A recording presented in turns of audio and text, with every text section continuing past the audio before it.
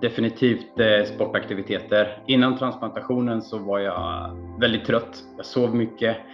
Jag hade inte energin att göra det som jag tycker är roligt i livet. Och det gjorde mig ganska ledsen och delvis deprimerad. Well, the closest thing to my heart is the freedom to travel. And it made me feel very helpless, fragile, sad, knowing that I would have to go on dialysis and eventually need a transplant. Il a été très très compliqué de faire du sport pendant la dialyse, donc j'ai été réduit à très peu d'activité physique.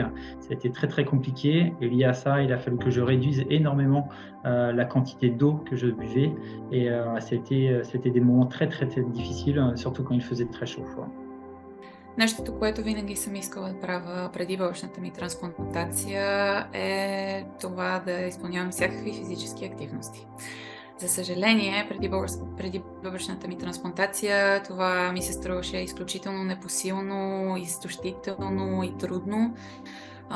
Имам предвид дори дълга разходка с приятели в парка, да отида на планина или нещо такова.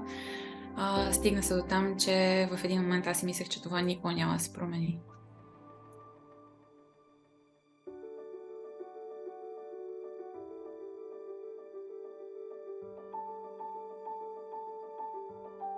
Att vara fysiskt aktiv igen har gjort mig mycket mer glad. Jag har mycket mer energi i livet och jag bara önskar att jag hade mer tid att göra det jag älskar.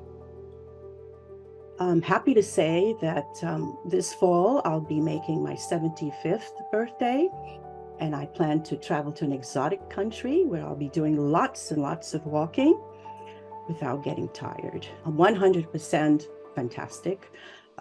Every day I'm thankful and I'm really grateful to my donor, who is my hero, and to the team, to the transplant team, who were very supportive and helpful through this process and giving me a second chance in this life.